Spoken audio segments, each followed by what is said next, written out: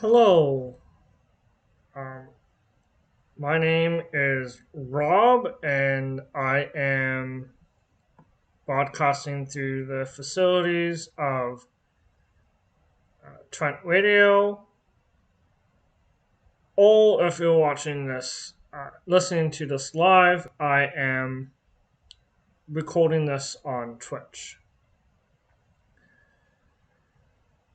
Today, wetlands are under attack, and this will be the focus of the episode. uh, Environmental notices on the environmental registry. Um, but perhaps one of the biggest updates is updates to the Ontario Wetland Evaluation System.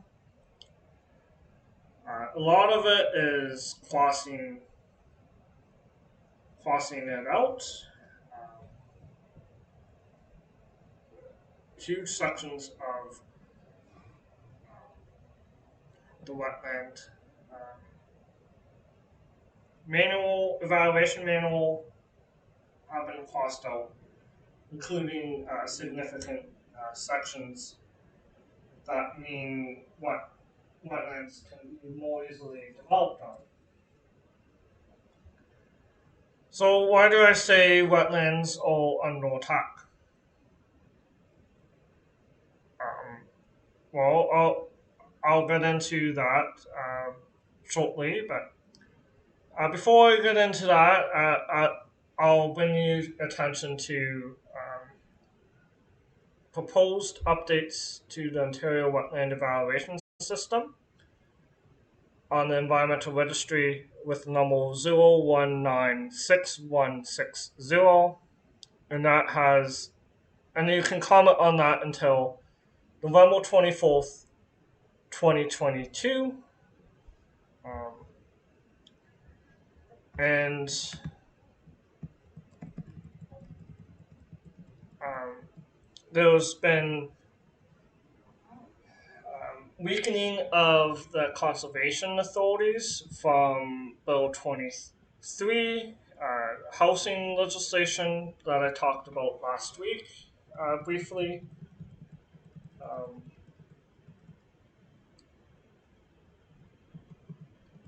and so this says everyone in Ontario should be able to find a home that is right for them, but too many people are struggling with the rising cost of living and with finding housing that meets their family's needs. Why do we need to gut environmental legislation? Um, we should not be building on wetlands because of flooding. Ontario's housing supply crisis is a problem which has been decades in the making. It will take both short-term strategies and long-term commitment from all levels of government, the private sector, and not-for-profits to drive change. Each entity will have to do their part to be part of the solution to the crisis. I would argue that that's not that paving over wetlands is not a solution to the housing crisis. Um,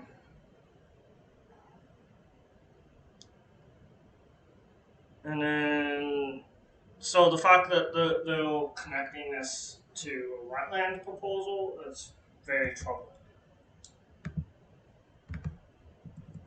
Um, and then they provide some background. Um, they evaluate what wetlands are significant and the boundaries of significant wetlands. And then look at biological, social, hydrological, and special features. Um, and then they look at wetlands that scored 600 or more points total, or that scored 200 or more points in either the biological or the special features component. Um, and then they provide some proposed changes.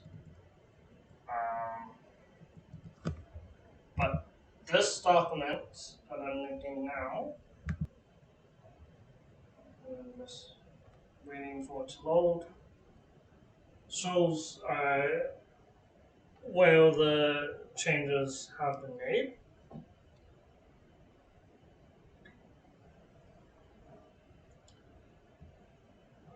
I'm just waiting for it to load still.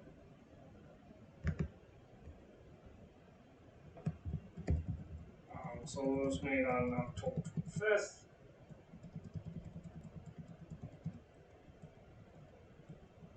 So some backgrounds. So anything in blue is changes, and you can get this document directly from the um, environmental registry.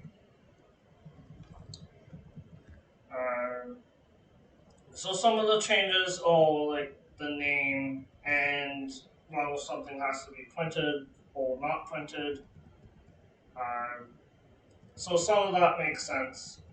But then they get rid of complexing of wetlands. A lot of wetlands that are provincially significant are complexed. And then they um, allow for evaluation of single components of a wetland individually without looking at the entire wetland complex. And especially provincially significant wetlands. So that's a huge deal. A lot of wetlands can lose their provincial significant status. Um, um, and then they crossed off 120 meters, which is a significant number for that's the likely distance that a wetland could face significant home is within 120 meters. That takes into account social and environmental considerations. So where was it? So conservation authorities also regulate areas around wetlands that may interfere with hydrological function of the adjacent wetland, including in general areas within 120 meters of all provincially significant areas and within 30 meters of all other wetlands. Many conservation authorities evaluate wetlands. So that's a huge thing that they just crossed off.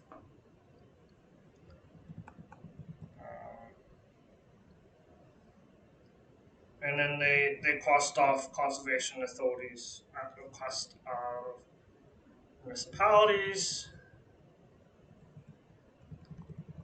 So conservation authorities can't work with municipalities anymore.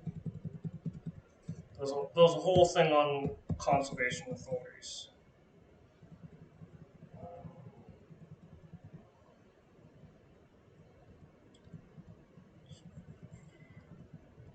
So there's a new section, wetland evaluation and mapping updates.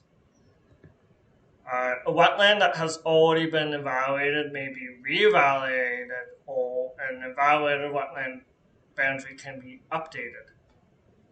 So this is problematic because there's already a backlog of wetlands that are not evaluated. It's over 200 years according to the report Back to Basics.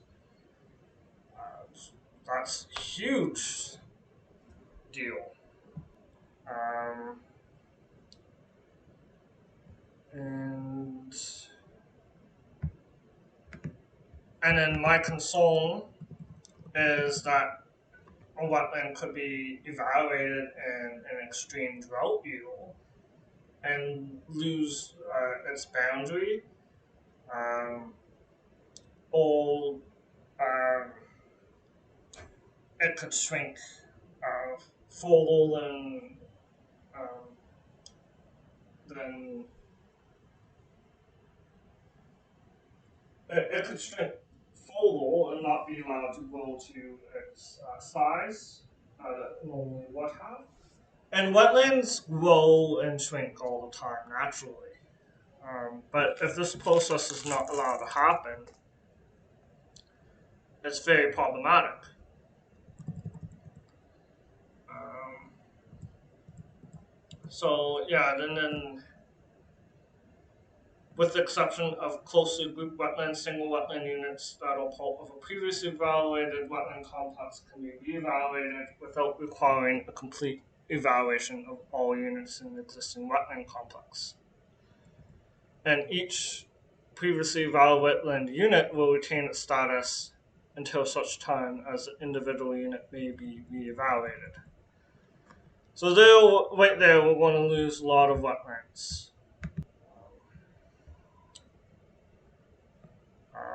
That's huge. Um, yes. So I'm just going to take a short break to use the facilities, and I will be back.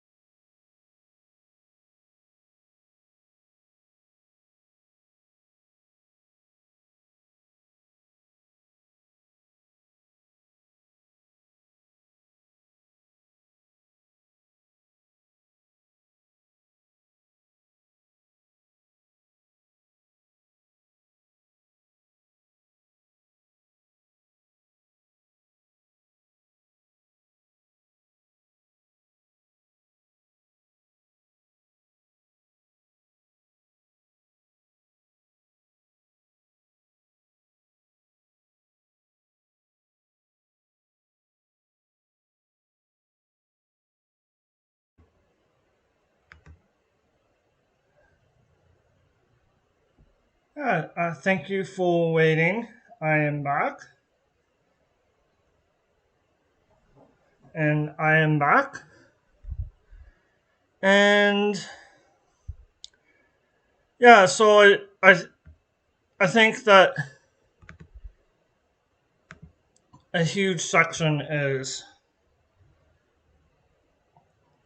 that wetlands can be reevaluated and the borders changed. But it's a lot easier for the borders to be changed to reduce the wetland size.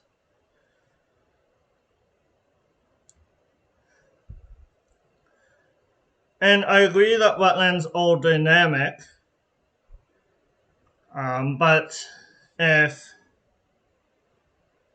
wetlands continue to be, they're not allowed to be uh, expand, that's problematic for wetland development. Um, Wetlands that flood are healthy wetlands because that helps get rid of some of the invasive species. Um, and then I don't like that the wetlands is considered complete once land use or development decisions are met, because there could be additional endangered species found. Um, and so that's something as well.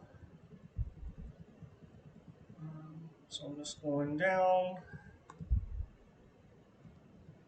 There's an entire section on endangered species that was eliminated.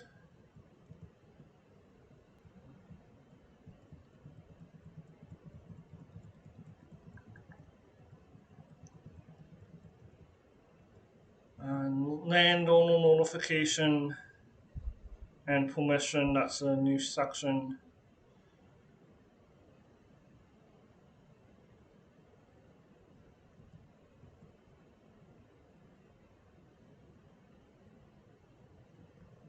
Um,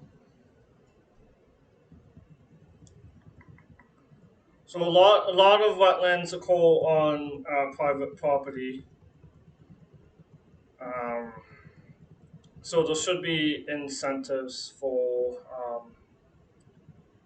having a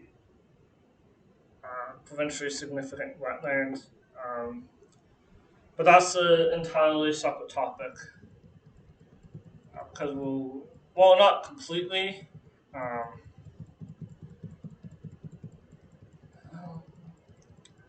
but there was a topic around that. Um, I'm just scrolling down to the correct section.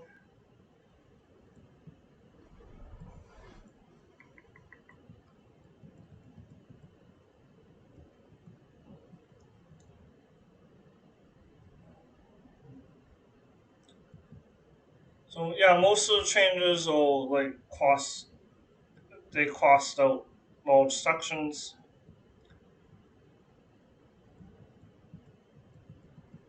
Um, I'm just going to see if anyone's in the chat what they think. I don't see anyone in the chat, but please feel welcome to say anything in the chat if you'd like.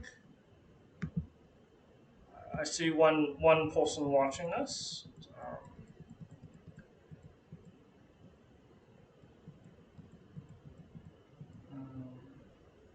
so I would have liked protection for small wetlands, but that wasn't added. They got rid of an entire section wetland complexes. That's unfortunate.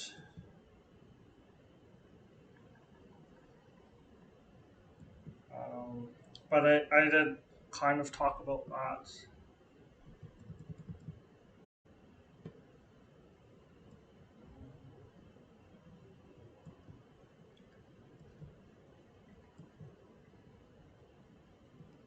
Environmental defense is right has written about this issue. Conservation authorities have raised concerns about um, attacks on them.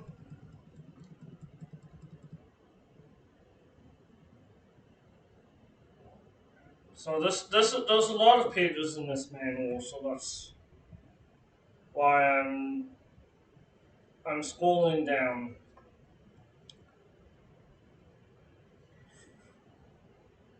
to where the location is.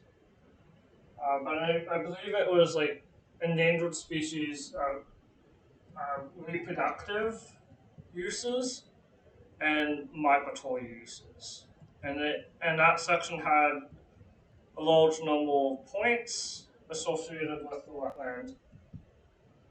Um, Huge amount of points. Reproductive habitat for endangered or threatened species. Um, so the this might violate Endangered Species Acts at the federal level. Um, it might violate the Species at Risks in Ontario um, list. Regulations, Endangered Species Act.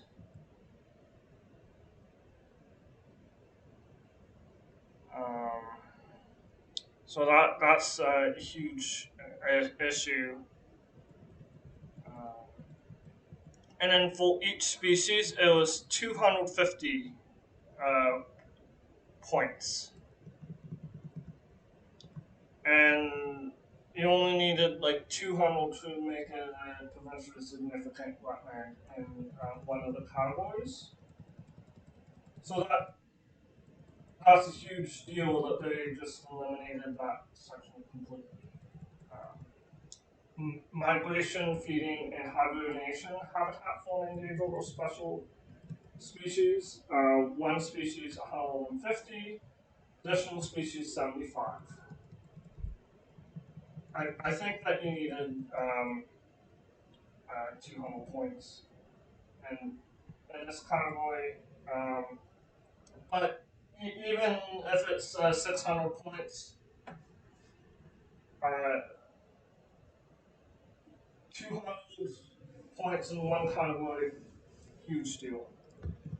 There's no consideration when changing the border of a wetland for the type of wetland it is.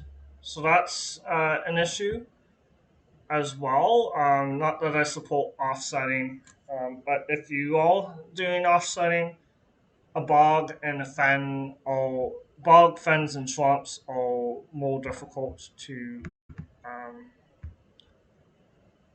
offset, and it's been shown time and again that natural wetlands are more effective. Um, so let's. I think those are the major changes. I did write in the environmental registry. I'll have to. I thought I had it up, but so I can look at my comments. I did submit comments to this notice. Um, and then there are all events that you can take on environmental defense. I'm preparing a petition um, to to look at this issue in depth and to gain public support. Um, so I am troubled that these proposals will result in the loss of wetlands in Ontario. First, according to the report Back to Basics by Dan Sachs, over 75% of wetlands have been destroyed, and there is a wait list of over 200 years to properly evaluate existing wetlands. On top of this, when the borders of wetlands can be changed more easily, there is no distinction of the type of wetland. Bogs and fens cannot be replaced in human lifespans, and there is evidence that natural wetlands are better for the environment. Uh, there's been several studies to this effect. I do not understand the elimination of the Wetland Evaluation Technical Team and the Southern Wetland Evaluation Review Committee, as well as the Provincial Wetlands Working Group from the manual. I'm opposed to new section wetland reevaluation and mapping updates because wetlands and complex wetlands should be evaluated at the same time, and there should be complete evaluation. Unevaluated wetlands should be evaluated first. Um, well, ideally, they should be automatically provincially significant until evaluated. I should add that. There are no protections against land degradation. A developer could purposely damage a wetland prior to evaluation, or wait for years of extreme drought. Um, so there's no guarantee that no protection that way. If a development occurs close to wetlands, they will not be able to follow the natural cycle of growth and shrinkage, which is important for the development of plant species and removal of endangered species, as well as flood mitigation. And provincially significant wetlands should not be allowed to shrink in size in order to allow natural processes to occur. If anything, wetlands should grow to reduce the risk of flooding. The elimination of references to 120 meters in bordering areas is troubling. This is a number based on both scientific and political considerations, um, as areas where likely impacts to wetlands could occur.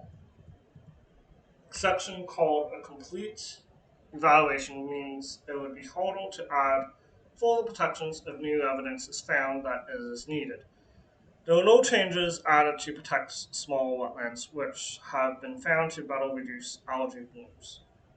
Um, there was a study out of Waterloo, um, University of Waterloo, that looked into this. The elimination of reproductive habitat for endangered or threatened species in migration, feeding, or hibernation habitat for endangered or threatened species is troubling because it will result in a lot of points being taken away and fails to consider how wetlands are used by these species. This could further violate federal legislation on endangered species, as well as international law. The elimination of locally significant wetlands is troubling because it doesn't allow municipalities to control what they want to protect. Um, the Archie targets might be violated, as well as the Ramsar Convention, if any provincially significant wetlands identified are negatively impacted by these changes. So I asked not to pass the change. Um, I asked that you participate in um, decision. You participate in uh, uh, opposing this, take part in protest demonstrations that occur that you find. And then there was an article in the Norwell newspaper. I like this newspaper, but I don't think I have time to read it. at least over the radio, because my show is half an hour. It says paving wetlands for housing ignores Ontario's history of floods by Emma McIntosh, October 31st, 2022. So I encourage you to read that article. A few those wetland experts included in that article. Um,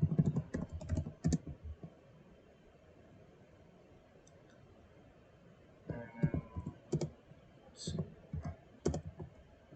Wetlands, Ontario news. I'll see if there's any other news.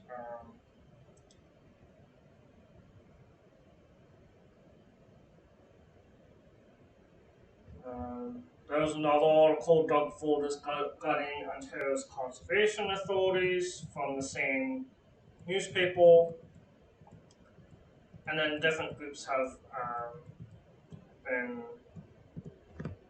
commenting on these proposals.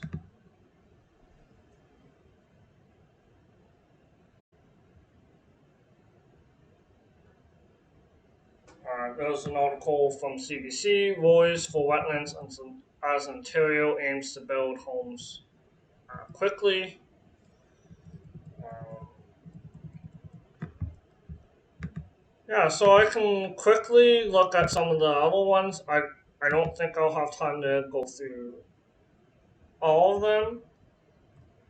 Um, let's see. Social registry. Other notices on the registry. There's a bunch of them. So comment period. Notice type. Apply.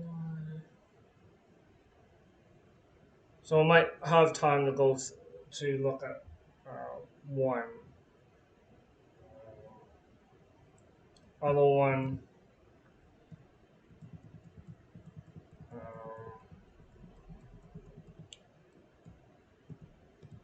so review of a place to grow and provincial policy statement that has a number of 0196177. You can comment on that until December 30th, 2022.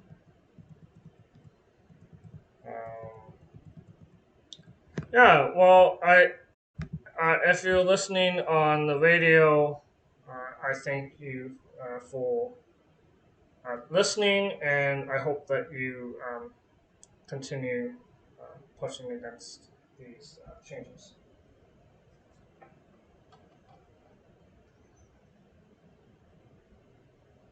Um, yeah.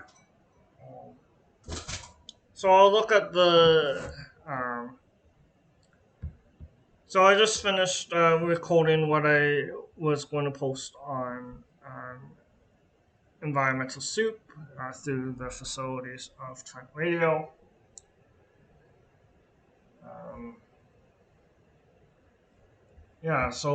Wetlands are under attack. I'll look at that article from the NOAA.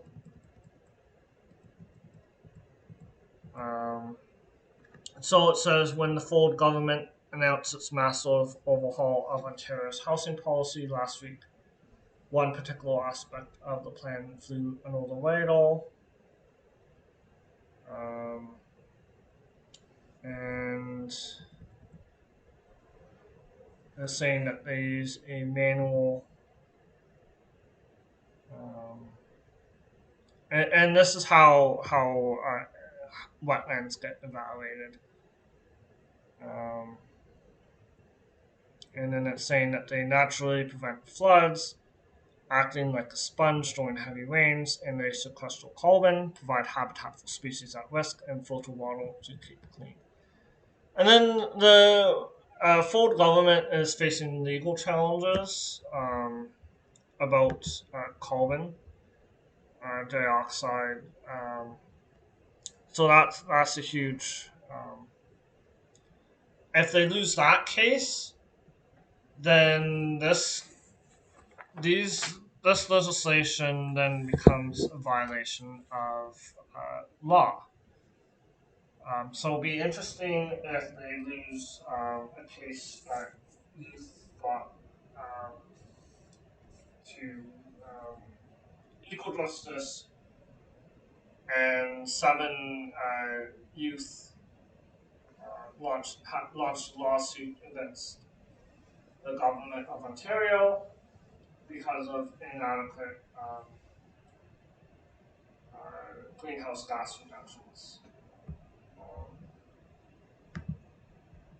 so we'll see what happens with that. That will be a game changer in terms of law. Um,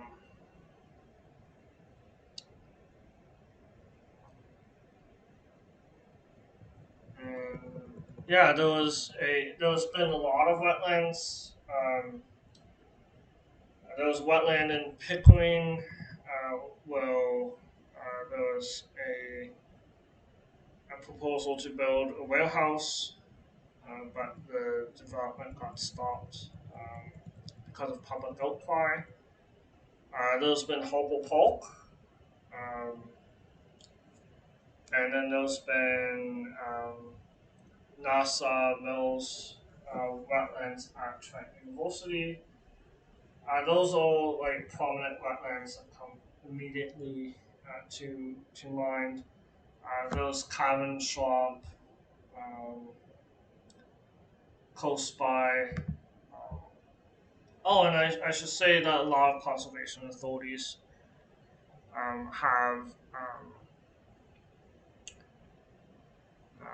properties specifically because they want to protect the natural spaces. So they shouldn't really be added for development. And then it says how the new housing rules would impact wetlands. Um,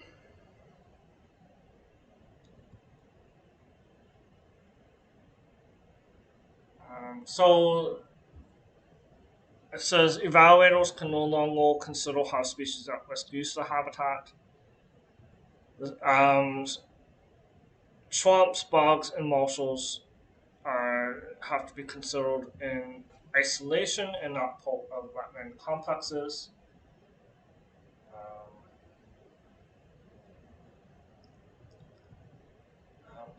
and then there was a sentence, think of these pockets like cell phone towers on alone they might not appear to be doing much, but together they create an important network that would fall apart without each piece. Um, and then many wetlands have status as part of a complex where you qualify on their own, said Andrea Cookwood, a professor of biological sciences at Ontario Tech University in Oshawa.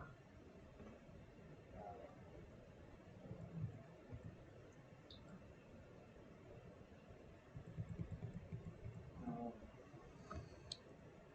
the government has abandoned a strategy at conserving wetlands and already, and that was controversial as well because they didn't even tell the public that they abandoned it.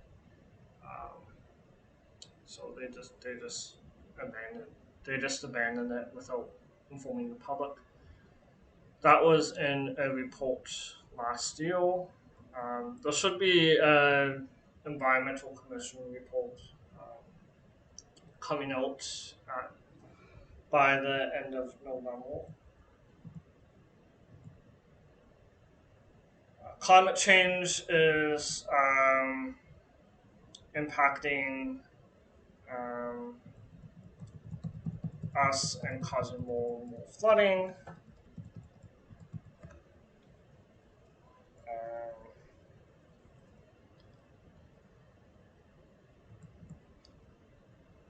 um,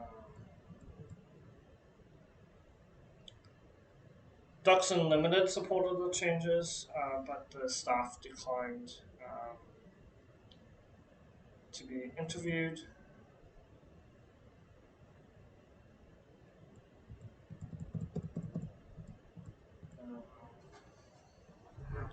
And then Ontario has poured a lot of resources into wetland protection. Um, so this doesn't really make sense. They're investing money and destroying wetlands at the same time. Um, and then those experts saying that replacement wetlands cannot fully replace the ecological function of natural ones. Um,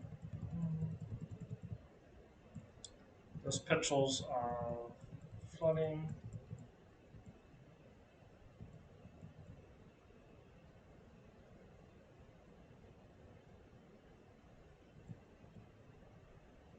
And then they say that we don't need to sacrifice the environment to address Ontario's housing crisis. Um,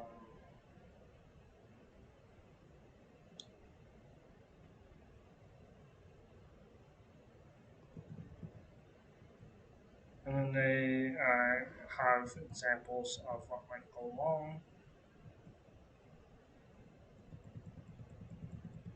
if development is allowed to happen.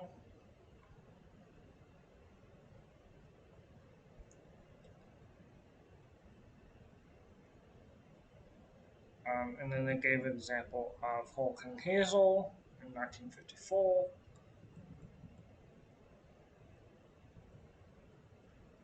Um, yeah, so yeah, you're not going to build affordable housing um, if you build on wetlands and the house floods. It's just not going to happen. So uh, yeah, so is there anyone that would like to chat? Add anything in the chat? Please feel free. Um, if not, I'll look at Twitter.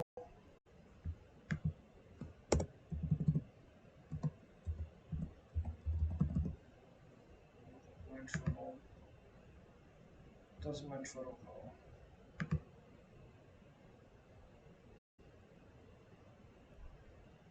I don't know if my Twitter actually goes on here or if it's just like. Oh, it is. Okay. Good, good.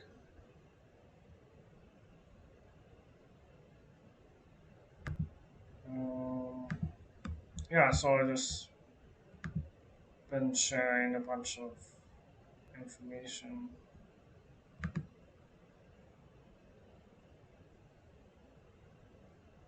on wetlands.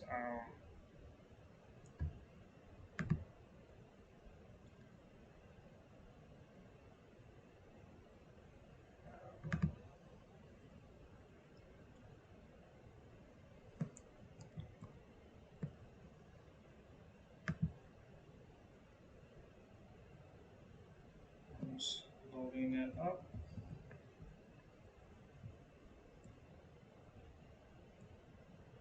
Um, so there was an idea of using federal powers of disallowance to override Ontario law. Um, that would be interesting to see.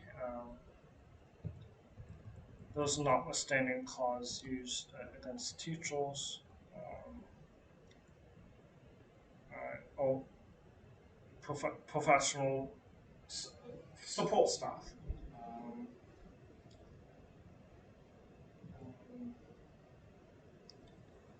there's also like difficulty with net zero. There's full main environmental registry of Ontario notices um, notices 0196111 0196160 which is the one that I focused on. 0196161 conservation conserving natural heritage offsetting 0196141 conservation authority changes in Bill 23. Um,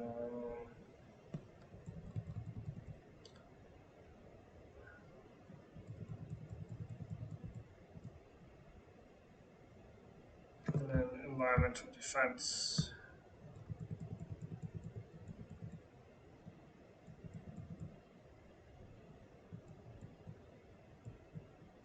Um,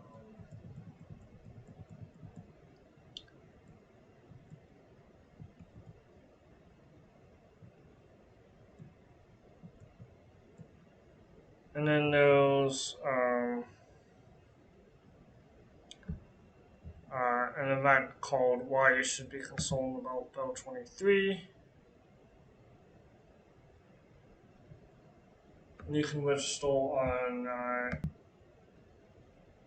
Eventbrite. Um,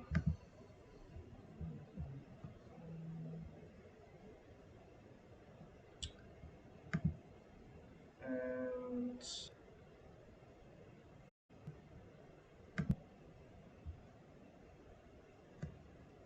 yeah, so it's called Why You Should Be Concerned About Bill 23, More Homes Built Faster Act, bracket first. And then it's November 2nd, November 4th, and November 8th.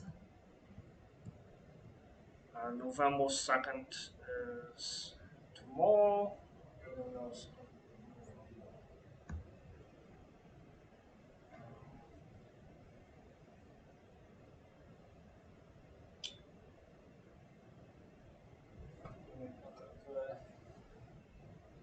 Tuesday, November 8th.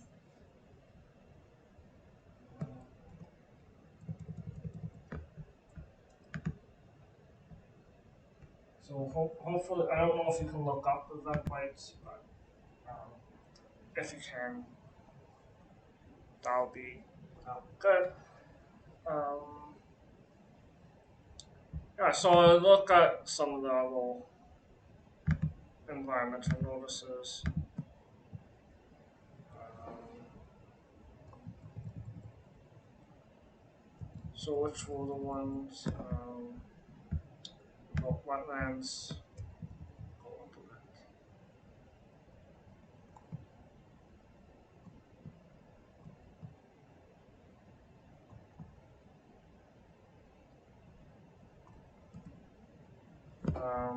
I'll look at 0196161.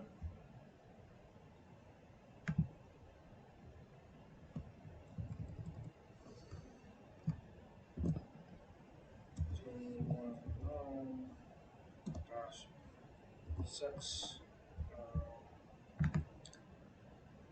6 1 6 1 6 1 6 1 6 6 1 6 1. So this one talks about offsetting conserving Ontario's natural heritage. So this is the same. Oh, it has a number of 0196161, and you can comment on this until December 30th. So it goes a little bit about the housing, natural heritage.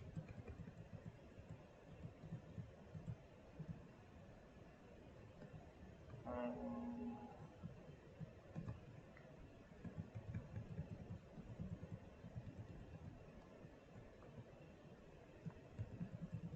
natural. So it talks about natural heritage providing benefits.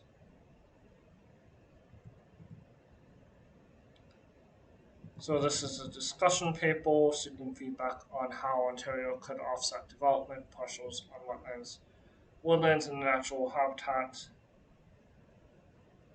Though considering developing an offset policy that would require a net positive impact on these features and help reverse the decades-long trend of natural heritage loss in Ontario.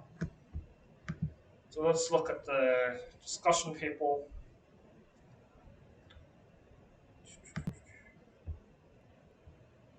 I'm just checking, see if there's any chats.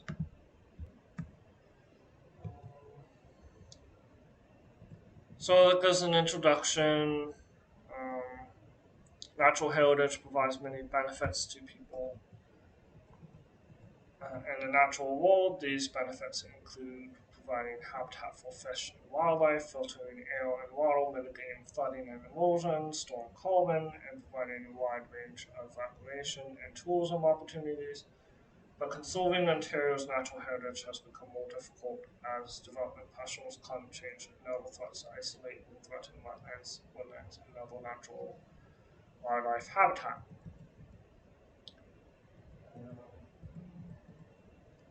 This paper is seeking feedback on how Ontario could offset development pressures on wetlands, woodlands, and other natural habitat. And feedback. Okay. This proposal complements other initiatives supporting Ontario's commitment to build 1.5 million homes over the next 10 years. There's a link to another notice. Um, an offsetting tool policy would provide a tool for better land use decisions and help compensate for the loss of wetlands, woodlands, and other natural habitat in the province. Um,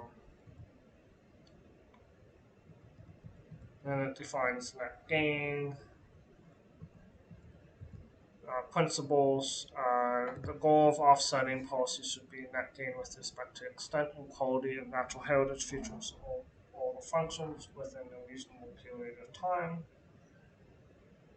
Avoidance first. I would say that they're not practicing avoidance by changing the manual so drastically that it's harder to become a provincially significant wetland in the first place. Um, So offsetting should be the last step after other options to avoid and mitigate any impacts on natural heritage are considered. Informed offsetting should consider the best available science and knowledge, including traditional ecological knowledge. Transparency and accountability. The offsetting policy should incorporate provisions for oversight, tracking, and public reporting on the effectiveness of implementations. Limits offsetting some wetlands like coastal wetlands, bogs, and fens in southern Ontario and other areas that historically have been important for recreation and tourism should be eligible for offsetting. So I like that those an eligibility component in offsetting. Um,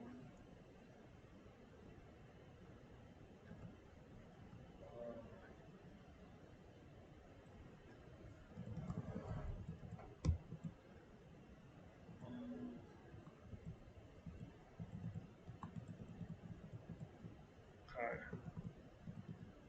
The first step is in determining an offset is assessing the natural heritage features that would be impacted by development.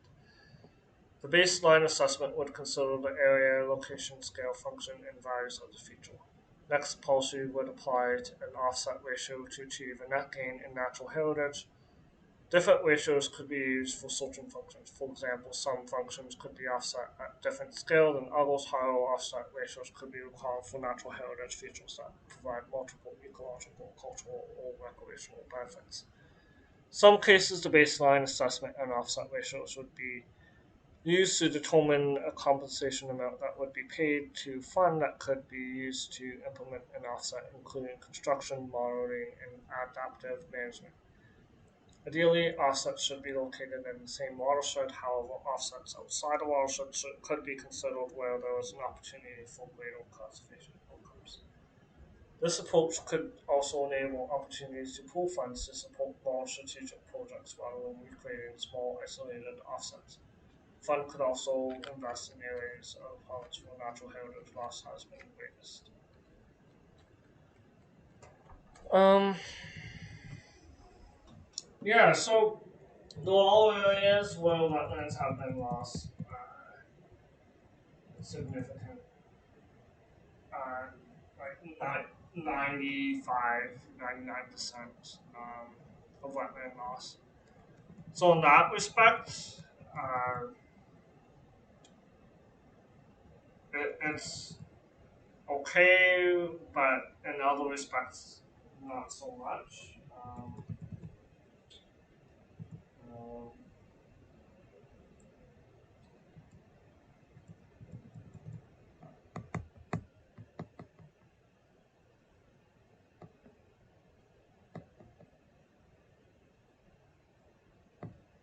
so, but yeah, I don't see um, this being really effective. I don't understand what's being asked in this proposal. There's not really that much details. That's disappointing. Um, yeah, so that yeah, and then we know what offsetting is like in the U.S. They've done. I've seen studies, um, and then there would have to be years of follow up uh, for wetlands. And a lot of wetlands take longer than human lifespans. Um, yeah. Well, anyways, thank you for listening and enjoy the rest of your night. There's a lot to talk about. I don't. I only see one person watching, so uh, have a good one.